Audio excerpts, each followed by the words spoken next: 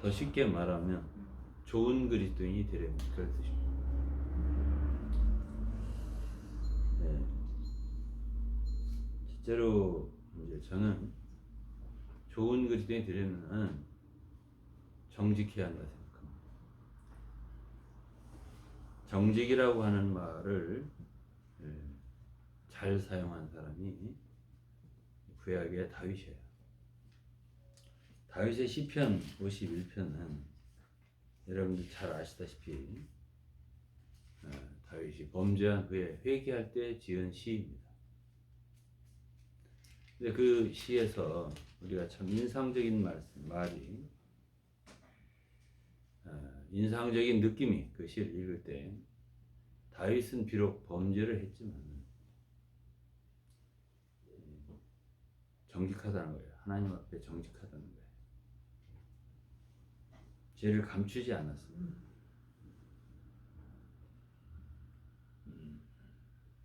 51편 몇 절만 읽겠습니다. 1절이에요. 하나님이여 주의 인자를 조차 나를 긍휼히 여기시며 주의 많은 자비를 조차 내 죄과를 도말하소서. 처음부터 죄를 얘기했어요. 자기가 죄를 졌다 이거죠. 죄를 용서해달라는 얘기부터 시작하는 거예요. 2절 나의 죄악을 맑게 씻기시며 나의 죄를 깨끗게 제하소서. 죄악을 고백하잖아요. 3절 대저 나는 내 죄과를 아오니 죄를 안다고 했잖아요. 내 죄가 항상 내 앞에 있나이다. 오늘날 죄를 짓고도 자기가 죄를 지었는지 모르는 사람이 참 많습니다. 그러나 다윗은 내 죄가를 아오니 내 죄가 항상 내 앞에 있나이다. 다른 사람 책임을 돌리지 않고 내 앞에 내 죄가 있다. 4절 내가 주께만 범죄하여 주의 목전에 악을 행하였어. 주께서 말씀하실 때 의로우시다 하고 판단하실 때 순전하시다 하리이다. 내가 죄악 중에 출생하였으니 모친 죄 중에 나를 잉태하였나이다. 이제 자기의 철저한 죄를 고백하고 또 자신이 아주 죄로 짜여졌고 조성되고 아주 죄로 출생했다. 그렇게 고백을 하고 있습니다. 6절입니다. 중심에 진실함을 주께서 원하시오 내 속에 지혜를 알게 하시리이다. 진실함을 주님이 원하신다. 그렇게 말했습니다. 그 다음에 10절이에요. 하나님이여 내 속에 정한 마음을 창조하시고 내 안에 정직한 영을 새롭게 하소서. 여기 정직이라는 말 나와요. 정한 마음, 깨끗한 마음입니다. 마음이 깨끗하기를 바라고요. 다윗은 정직한 영을 갖기를 원했습니다. 그런데 우리가 정직한 사람이 되려면 중요한 게 있어요. 그게 뭐냐면 양심입니다.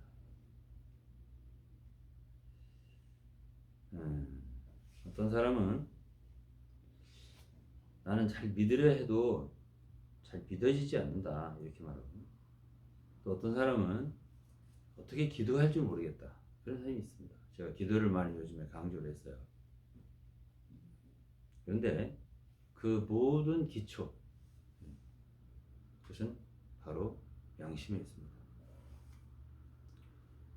깨끗한 양심, 그것이 믿음의 기초입니다. 그리고 정직의 기초예요. 정직한 사람이 되려면 양심이 깨끗해야 돼요.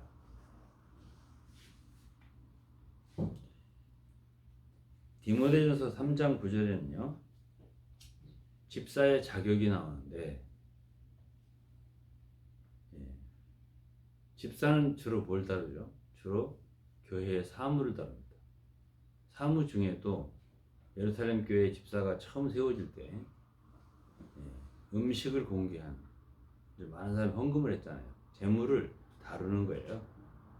이것을 이제 가난한 사람 나눠주는 이런 일들. 그 집사의 자격에서 사도 바울은 3장 9절입니다. 디모데전서 3장 9절. 깨끗한 양심에 믿음의 비밀을 가진 자라야 할지니 그랬어요. 양심하고 믿음이 관계가 있단 말이에요. 우리의 양심은 깨끗하고 맑을수록 좋아요. 투명할수록. 예를 들어서 유리창에 먼지가 많이 꼈다든지 혹은 기름때가 많이 꼈다든지 그러면은 밖에 사물이 보이지 않아요. 그러나 깨끗한 유리창이에요. 맑아요. 투명합니다. 그러면은 밖에 사물이 잘 보여요. 하나님 빛이십니다. 하나님 말씀도 빛의 말씀이에요. 왜 우리에게 그것이 빛으로 다가오지 않느냐? 왜 믿음으로 다가오지 않느냐 하면 우리의 양심에 문제가 있기 때문에, 양심에 때가 꼈기 때문에 그렇습니다. 예. 그렇기 때문에 하나님 말씀이 있는 그대로 비춰지지 않는 거예요. 맑은 호수에는 달이며 나무며 모든 것이 다 그대로 비춰요. 우리 얼굴도 그대로 비춰요.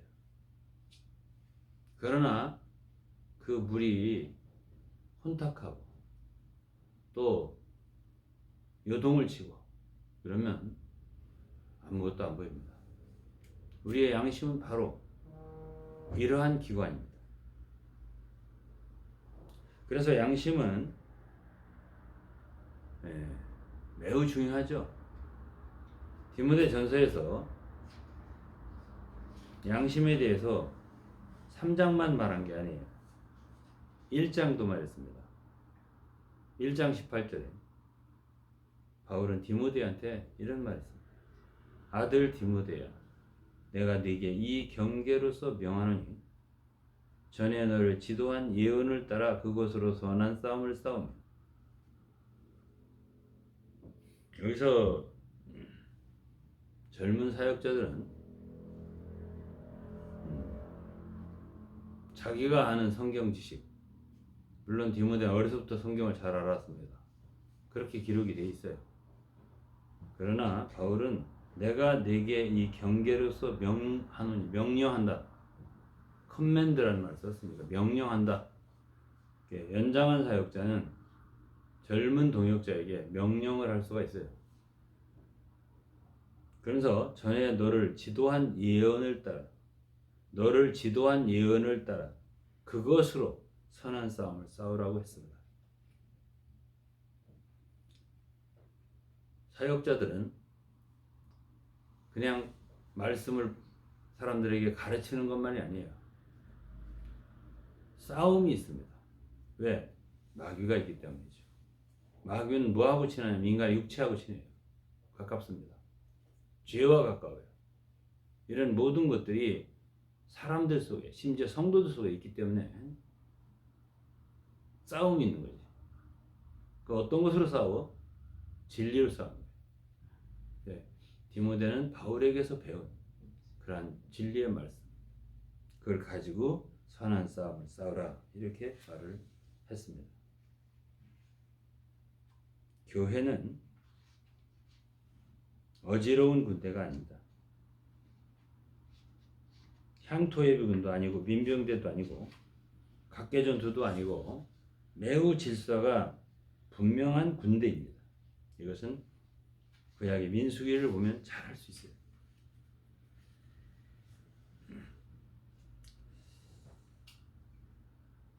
19절입니다. 디모데전서 1장 19절. 믿음과 착한 양심을 가지라고 했습니다. 믿음과 양심이 관계가 있다고 제가 말씀드렸죠. 디모데전서 3장 9절도 같은 깨끗한 양심의 믿음의 비밀. 이 믿음과 양심을 관계에 지었죠. 19절도 마찬가지예요. 믿음과 착한 양심을 가져라. 어떤 이들이 이 양심을 버렸고 그 믿음에 관하여는 파선하였느니라. 자, 여기 또 양심과 믿음을 관련시켜서 말했어요. 그러니까 우리의 양심이 얼마나 깨끗한가는 우리가 얼마나 건강한 믿음을, 참 믿음을 소유하는 것과 매우 관계가 있다. 이거를 성경을 통해서 알 수가 있어요. 그 다음에 이제 20절은 디모데전서 1장 20절이에요. 매우 강하게 말합니다. 그 가운데 후메네오와 알렉산더가 있으니 그 가운데는 누구죠? 네? 믿음을 버린 사람들을 말하는 거예요. 믿음이 파손된 사람들, 양심을 버린 사람들이 있다는 거예요. 이들도 틀림없이 믿는 이들입니다. 믿는 이들이 아닌데 이런 얘기를 할 리가 없죠. 믿는 이들 가운데도 양심을 버리고 사는 사람들이 있다. 믿음이 이미 파손된 사람들이 있다. 그리고 그들의 이름을 거명했습니다. 후메네오와 알렉산더. 그들을 바울 사도는 그랬어요. 후메네오와 알렉산더가 내가 사단에게 내어준 것은 저희로 징계를 받아 회방하지 말게 하려 합니다. 이들은 양심이 없으니까, 양심 버렸으니까, 믿음에 파손했으니까 함부로 사도들을 당시에 주님이 세우신 말씀의 사역자들을 어떻게 했다고요? 회방한 거죠. 그래서 사도 바울은 그의 권위로, 그의 기도, 하나님이 주신 의임으로 사단에게 내어주고 그들로 하여금 징계를 받아서 해방을 못하게 했다. 이게 20절의 말씀이에요.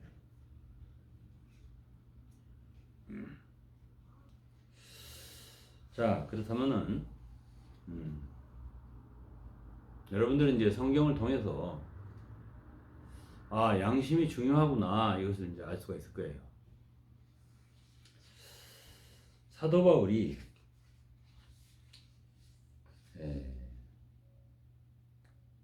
사도행전 23장 1절에 보면 성경을 조금 읽어볼게요. 오늘 사도행전 23장 1절을 보시면 바울이 공회를 주목하여 가로되 여러분 형제들아 오늘날까지 내가 범사에 양심을 따라 하나님을 섬겼노라 하거나 이렇게 말씀합니다. 그러니까 바울의 사역, 바울의 삶을 얘기하는 건데 무엇을 바울 사도는 중요시했느냐? 양심이에요. 자기 양심입니다. 내가 범사에 양심을 따라 하나님을 섬겼다 이렇게 표현을 했습니다. 중요하죠? 어떤 사람은 나는 영을 따라 행한다 그래요. 또 성경에 영을 따라 영을 조차 행하라 이런 가르침이 많습니다. 그 말 틀리지 않아요. 근데 그것만 알면 저는 영을 따라 성령을 조차 행한다고 하는 사람들 가운데 정말 저기에 성령을 따라 행하는 것일까 의문을 품을 때가 많았습니다. 진짜 성령을 조차 행한다면 좋죠. 그런데 또 한 가지 알아야 할 것은 양심을 따라 하나님을 섬기는 게 중요해요. 왜? 양심이라는 것은 우리의 영 안에 영을 이렇게 굳이 구분한다면 거기에 하나의 기관이에요. 양심과 영을 구분하지 못해요. 그렇기 때문에 우리가 성령을 조차, 영을 조차 행한다면 그 사람은 반드시 양심을 따라 살게 되어 있습니다. 그 다음에 24장입니다. 24장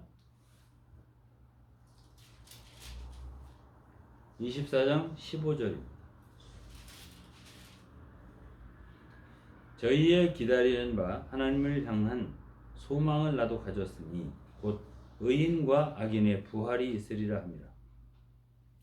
여기서 바울은 하나님을 향한 소망이 있다 말씀입니다.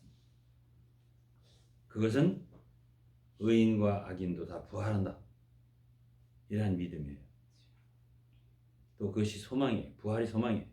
16절 이것을 인하여란 뭐죠? 부활의 소망이에요. 나도 하나님과 사람을 대하여 항상 뭐라고 했죠? 양심에 거리낌이 없기를 힘씁니다. 양심에 거리낌이 없기를 힘쓰나라 그랬어요. 그러면 바울 사도도 그가 사역을 하면서 하나님 섬기면서 양심을 매우 중요하게 생각했구나 하는 걸 알 수 있어요. 그렇죠? 그런데 여러분들은 그렇게 쉽게 그러면 나도 양심을 지키면서 양심에 거리낌이 없게 잘 살아야 되겠구나 이렇게 이제 생각하고 간단하게 여길지도 몰라요. 그러나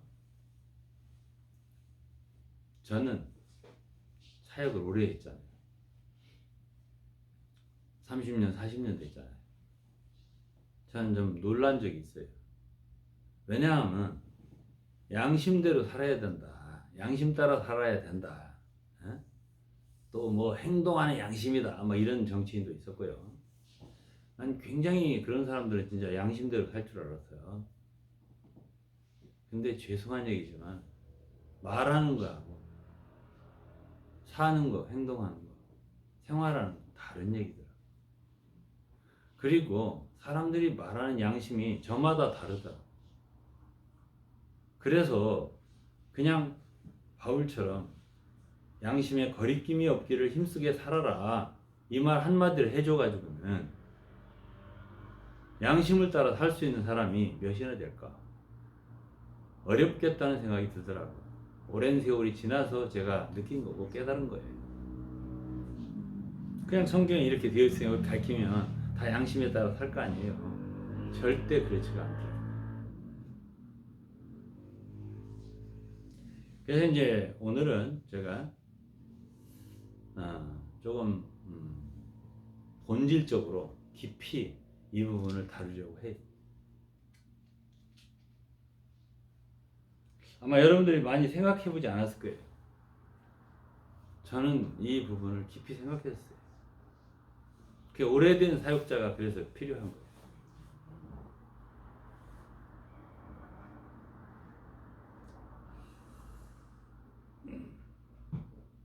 고린도전서 8장을 보겠습니다.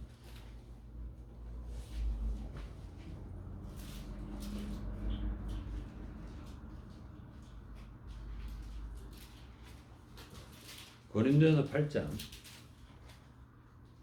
7절입니다. 그러나 이 지식은 사람마다 가지지 못하여 어떤 이들은 지금까지 우상에 대한 습관이 있어 우상의 제물로 알고 먹는 거로 그들의 양심이 약하여지고 더러워지느니라. 여기 양심 얘기가 나오죠. 근데 이 양심은 7절에 이 지식은 사람마다 가지지 못하여 이랬죠. 그럼 양심하고 뭐가 관계가 있다는 얘기죠? 그렇죠. 지식하고 관계가 있다는 얘기예요. 자기가 어떻게 알고 있으면 그 양심이 그 정도만 정죄를 받는 거예요. 그 양심의 거리낌이 그 정도만 있는 거예요.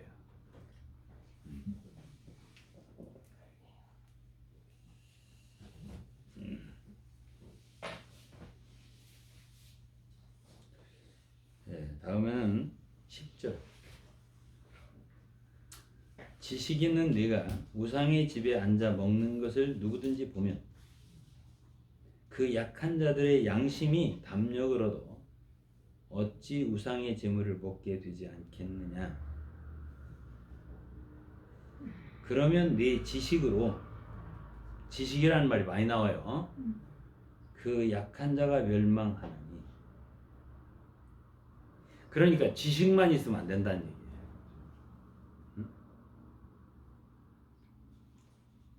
아는 지식으로 사람들을 함부로 가르치잖아요. 굉장히 위험할 수 있어요. 왜? 네 지식으로 그 약한 자가 멸망하나니. 그 약한 자가 멸망하나니.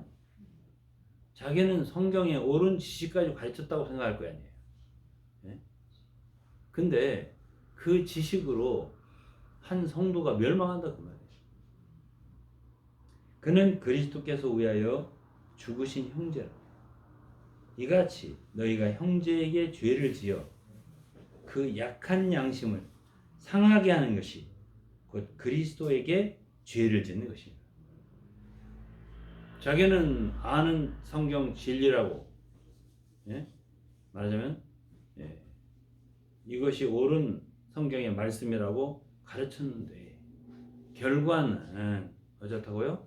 결과는 형제가 멸망에 이르게 되고, 결국은 그렇게 가르친 결과는, 예? 그리스도께 죄를 짓는 거라. 이렇게 표현했습니다. 자, 그렇다라고 한다면은, 우리의 지식이 어떠한 거에 따라서 우리의 양심은 상당한 영향을 받는다. 사실은요, 지식이 차라리 없다. 성경 지식이 없어. 그러면 로마서 2장을 보면 어떤 말씀이 있는 거 아니?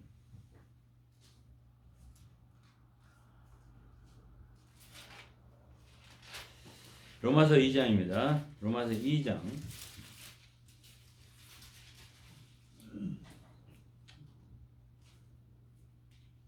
로마서 2장 13절. 하나님 앞에서는 율법을 듣는 자가 의인이 아니요 오직 율법을 행하는 자라 의롭다 하심을 얻으리니. 14절이에요. 율법 없는 이방인이 본성으로 율법의 일을 행할 때는 이 사람은 율법이 없어도 자기가 자기에게 율법이 되나니. 15절이에요. 이런 이들은 그 양심이 증거가 되어 그 생각들이 서로 혹은 송사하고 혹은 변명하여 그 마음에 새긴 율법의 행위를 나타내느니라. 자, 제가 간단하게 말하면 성경 지식이 없는 사람이 오히려 하나님이 원래 인간에게 부여한 양심의 작동이 제대로 돌아갈 수가 있다는 얘기예요. 우리는 최근에 영지주의에 대해서 많이 다루었습니다. 디모데 전서 4장 1절을 보겠습니다.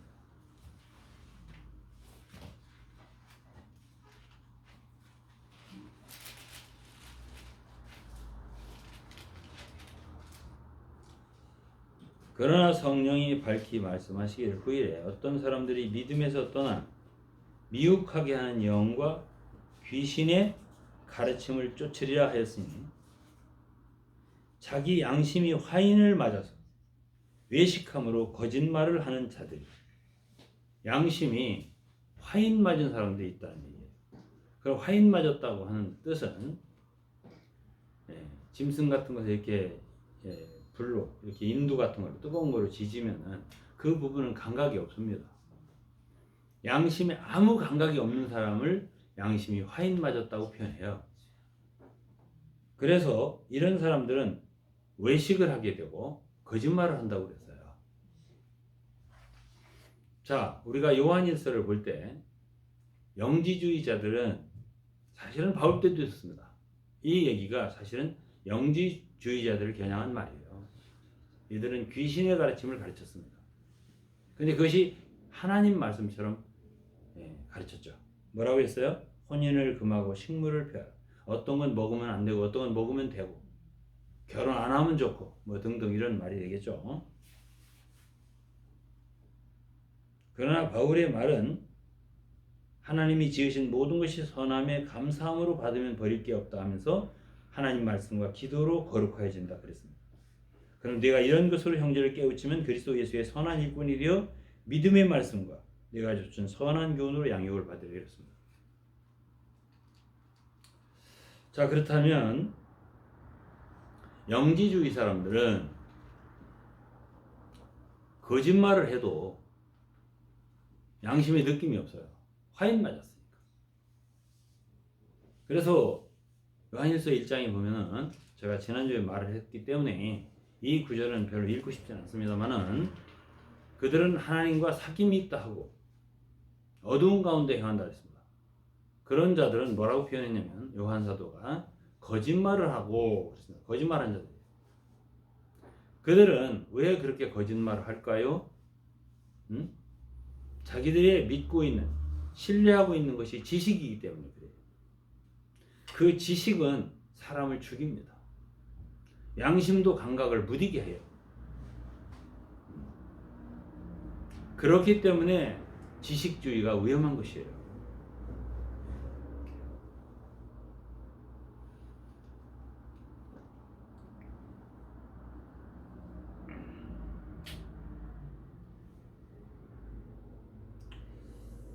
네. 양심이란 한 번에 깨끗해지는 게 아니에요. 양심이 건강하게 작동하는 사람이 성숙한 사람이에요. 수없는 연단을 거쳐야 돼요. 디모데전서 4장에는요. 바울이 제가 아까 얘기했지 않습니까? 디모데전서 4장 읽었죠? 그 뒤에 보면 이런 말을 했습니다. 망령되고 호탄한 신화를 버리고 오직 경건에 이르기를 연습하라 그랬습니다. 연습이라는 게 뭐겠어요? 연습. 연습이라는 건 훈련이에요. 그렇기 때문에 이 경건이라고 하는 건 양심과 관계돼요. 양심이 깨끗하지 않고 경건해질 수 있는 길은 없어요. 우리가. 그런데 이게 하루아침에 경건이 이루어지느냐? 그렇지 않다고. 경건을 연습하라 그랬잖아요. 응? 하루아침에 양심이 깨끗해질 수 있냐? 그렇지 않아요. 수없는 과정을 거치면서 내가 과연 이렇게 행하는 것이 합당한가? 우리의 양심의 소리를 들을 수가 있어야 돼요. 그리고 자기를 처리할 수가 있어야 돼요. 그래서 양심이라고 하는 것은 우리가 그저 우리 기본적으로 주어진 어떤 양심 그것만 지키면 된다 이렇게 생각하는 사람은 성숙하지 못해요. 잘하지 못합니다. 바울은 자기가 거리낌이 없는 양심, 깨끗한 양심으로 하나님 앞에 거리낌이 없도록 힘쓴다고 그랬습니다. 힘쓴다는 말은 거기에 노력이 들어가는 말이에요. 양심이 깨끗하게 거리낌 없게 살려면 노력이 필요하고요. 거기에 연습이 필요해요. 연단이 필요하다고요. 그냥 성숙할 수 있는 사람이 없어요.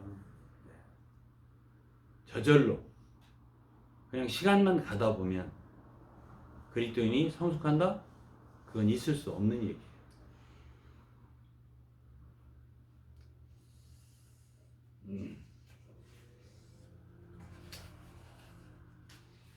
제가 거의 말 다 했습니다. 사실 이 얘기를 자세히 하려면은 한도 끝도 없습니다. 네. 여러분들은 얼마나 듣기 원하세요? 네. 우리가 우리 스스로 우리 나름대로 양심을 지키는 것은 우리 나름대로 인간적으로 우리 나름대로의 양심을 지키는 한계가 있어요. 그러면 우리의 양심이 다름을 받고 처리를 받고 깨끗게 되고 더욱 맑아질 수 있으려면 하나님 앞에서 양심을 지켜야 돼요. 우리 나름대로가 아니에요. 그렇기 때문에 우리가 기도가 필요한 것이에요. 제가 요즘에 기도를 많이 강조했어요. 그렇죠? 네. 그래서 회개가 많이 필요한 거예요. 우리의 말이며 행위며 행동 모든 것에서 하나님 제가 이것이 옳습니까? 제가 과연 잘 말한 것입니까? 잘 행동한 것입니까? 이것을 하나님께 낱낱이 검사해 모든 것을 기도로 아뢰을 수 있어야 돼요. 그럴 때 하나님께서 비춰주세요. 하나님은 빛이시니 그리고 우리의 잘못된 것을 지적해 주세요. 그리고 우리는 느끼게 돼요. 아, 나는 이것이 크게 잘못된 것이 없는 줄 알고 말했는데 기도하다 보니까 하나님께서 나에게 빛을 비춰주시네. 잘못됐다고. 적어도 큰 죄는 아니라도 너는 그거는 굉장히 천박한 거야. 그렇게 말하면 안 되는 거라. 하나님의 사람은 그렇게 말하면 안 되는 거라. 더욱이 하나님의 종은 그렇게 말하면 안 되는 거야. 이런 걸 느끼게 해주신다고요. 그래서 우리가 양심을 말할 때는 하나님 앞에서, 바울이 그랬잖아요. 사도행 24장에서 하나님 앞에서 사람 앞에서를 말했습니다. 검사의 양심에 거리낌이 없기를 힘썼다. 이렇게 표현했어요. 그래서 하나님 앞에서란 또한 진리 앞에서라고 돼요. 하나님 말씀이니까. 하나님 말씀이 있을 거 아니에요. 그러면 우리의 모든 행동과 행위, 이 모든 것을 진리의 빛 앞에서 비춰야 돼요. 좀 쉽게 얘기하면 내가 어떤 행동을 했고 어떤 말을 했는데 나름대로 옳다고 했는데 그거를 주님 같으면 어떻게 행하셨을까? 주님 같으면 어떻게 말씀하셨을까? 응? 사도 바울은 어떻게 했을까? 사도 바울은 이런 일에 있어서 어떻게 말했지? 어떻게 행동했지? 이런 것들을 성경이 있으니까 우리는 읽어볼 수 있잖아요. 또 기억해 볼 수 있잖아요. 읽은 것들을. 아, 나하고 차이가 있네. 이걸 느낄 수 있어요. 우리가 기도하다 보면. 아, 나는 저 차원이구나. 적어도 굉장히 미치지 못했구나 하는 걸 알 수가 있는 거예요. 그래서 내 나름대로의 양심을 지킨다. 이거는 큰 의미가 없어요. 우리가 성숙하는데. 하나님 앞에서 있어야 돼요. 진리 앞에서 나의 모든 것을, 나의 모든 행위를, 모든 말을, 모든 의도를, 심지어 의도까지 점검받을 수 있어요. 하나님은 우리의 중심과 우리의 속을, 내면을 모두 감찰하실 수 있는 분이세요.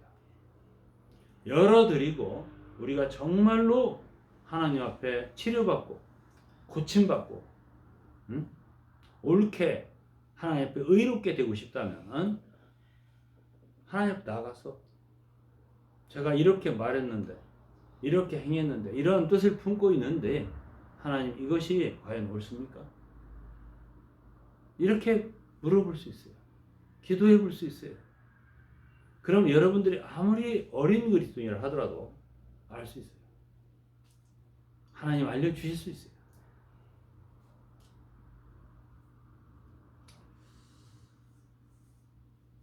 그 다음에는 교회 안에서도 성도들과 사람 앞에서 살아있잖아요. 그럼 우리 그리스도인들 첫 번째가 교회입니다.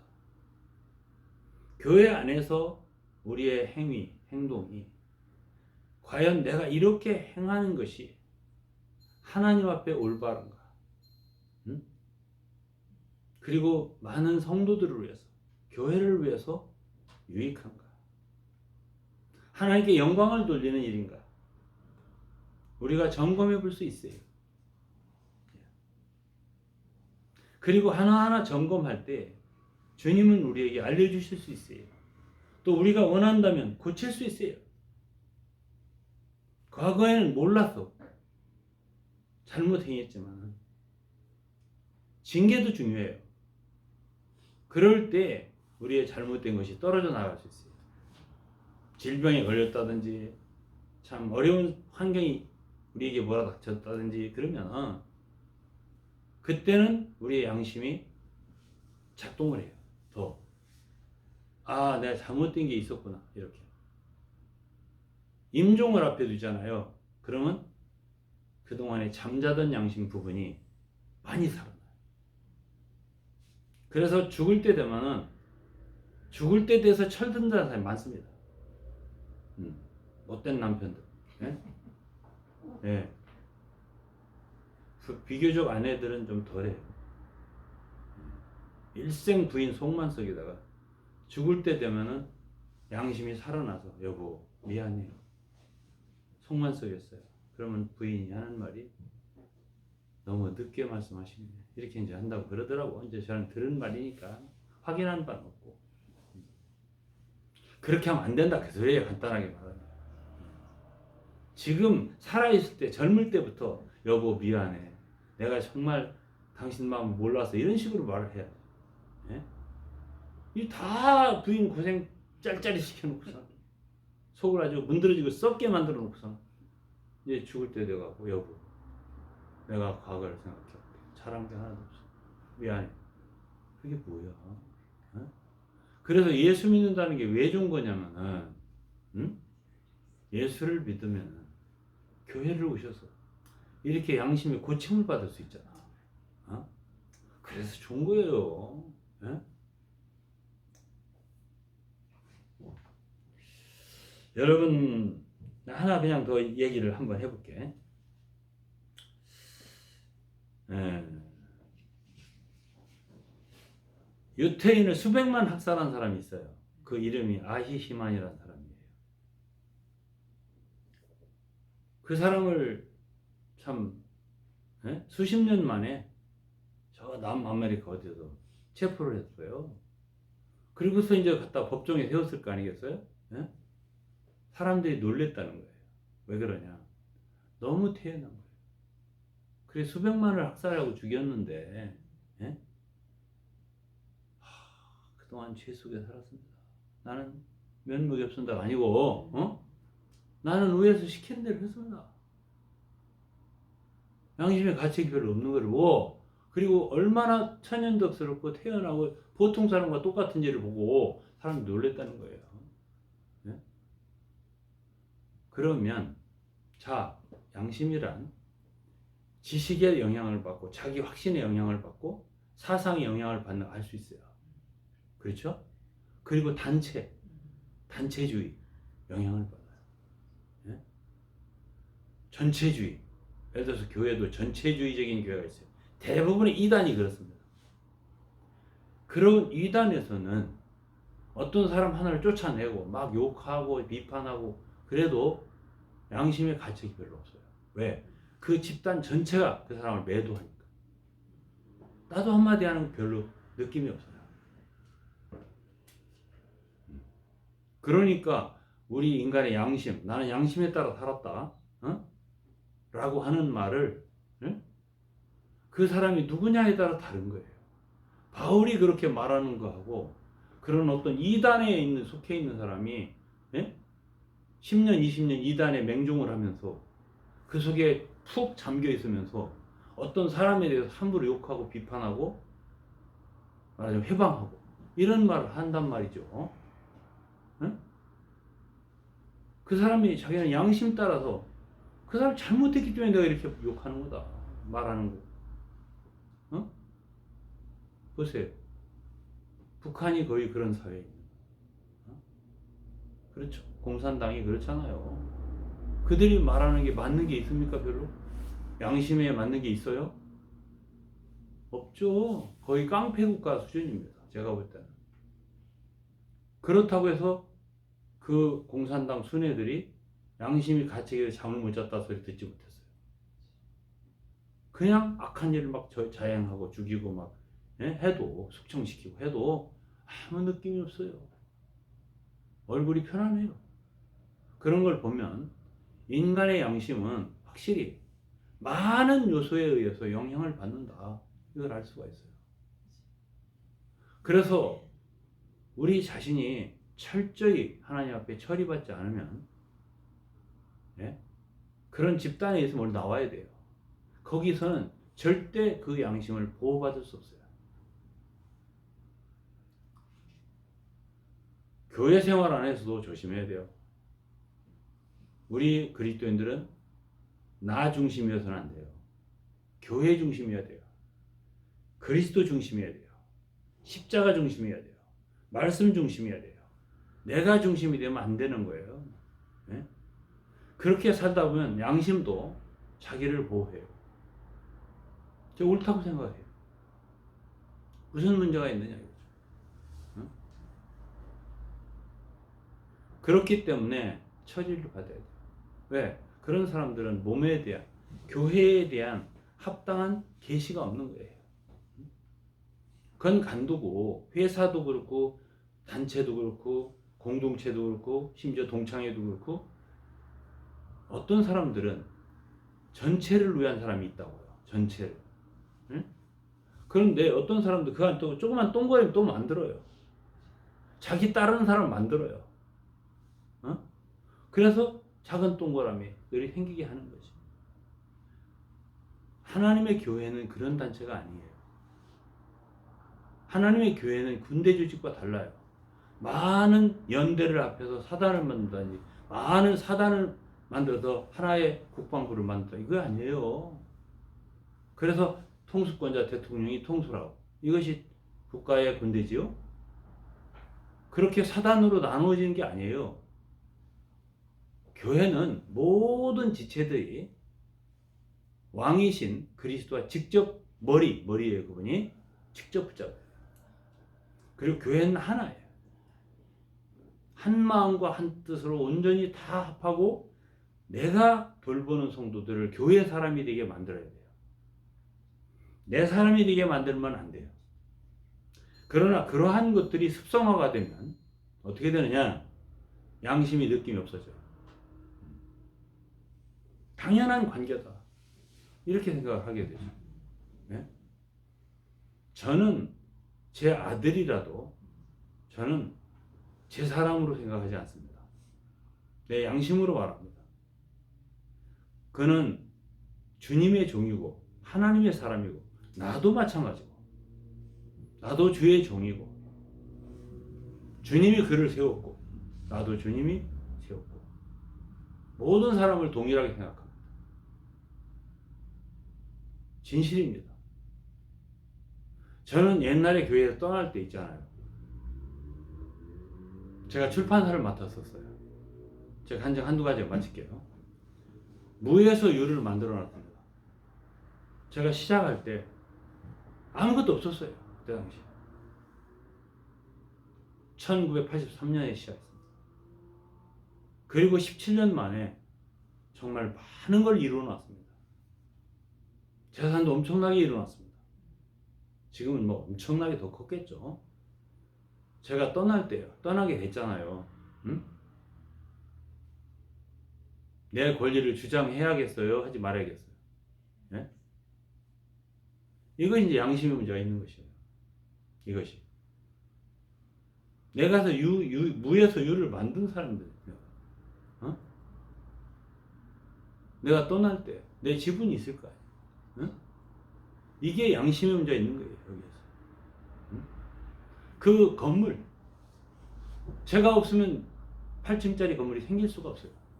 그리고 건물 두 채를 학생센터로 사놨어요.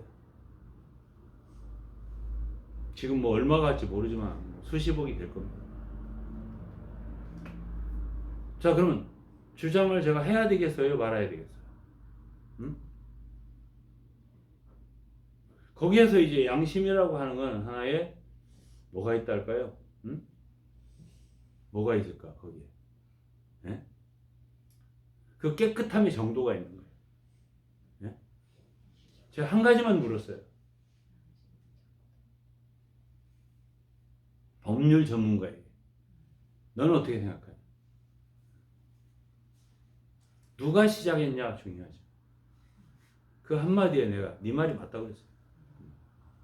내가 시작한 거 아니잖아요. 그 출판사 내가 시작한 거 아니에요. 어쨌든 별로 있든 없든 거의 무라고 하지만 내가 이어받아 한 거 아니에요. 어쨌든. 그리고 그 교회를 내가 창설한 거 아니에요. 그 안에서 이룩한 거잖아요. 네? 그러면 이 세상 법에서는 그 경영자, 쉽게 말해서 그것을 이룩한 사람이 지분을 가지고 법정 투쟁을 하면 얼마를 받을 수 있을 거예요. 그러나 그들이 저에게 주지 않는다는데. 네? 건물 8층에서 한 칸만 좀 쓸 수 있냐니까 안 된다는데. 그걸 법정을 투쟁해서 싸우고 있습니까? 네? 어떤 것이 깨끗할 것 같아요? 네?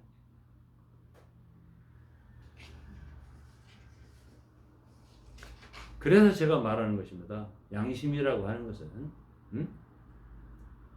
과연 내가 이렇게 할 수 있는가? 인간적인 차원도 아니고 이 사회적인 차원도 아니고 법적인 차원도 이 국가의 법적인 차원도 아니에요. 하나님의 성도로서 가장 선한 것이 무엇일까? 가장 깨끗한 것이 무엇일까를 찾는 거예요. 예? 그러려니까 어떻게 돼요? 많은 것을 잃어버리게 되죠. 포기하게 되는 거예요. 예? 상실하게 되는 거예요. 예. 교회 생활, 주님 섬기는 생활 쉽다고 생각하지 마세요. 쉽지 않아요. 예. 내려놓을 때는 과감하게 내려놓아야 돼요.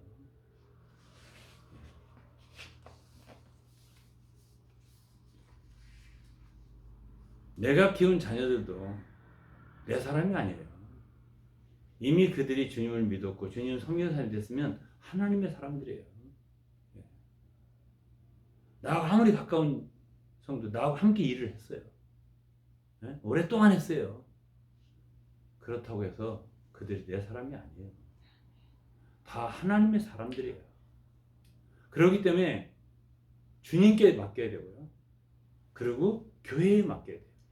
교회 사람들이 되게 해야 돼요. 한 몸이니까. 성경에 얼마나 교회 하나, 몸의 하나를 말했습니까? 그들과 섞이게 해야 돼요. 물론 나도 그들 가운데 하나가 돼야 돼요. 나를 별도의 존재로 만들면 안 돼요. 왜? 주님이 나를 이 공동체 안에 일부로 하나로 넣었기 때문이에요. 내가 오늘 그냥 얼마 안 되니까 여기서 저는